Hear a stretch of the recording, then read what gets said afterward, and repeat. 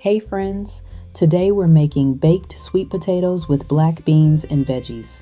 It's simple, filling, and perfect for an easy weeknight meal. For this recipe, you'll need baked sweet potatoes, cooked black beans, small diced bell pepper, small diced red onion, chopped spinach, olive oil, salt, black pepper, and paprika. We'll start by adding red bell pepper and red onion to the pan. Then gently saute until they're just tender. Now add the black beans and spinach. Season with salt, pepper, and paprika. Then let everything warm through. Split open the baked sweet potatoes. Then spoon the warm black bean veggie mixture generously on top. These are cozy, colorful, and surprisingly filling. A simple meal that works any night of the week.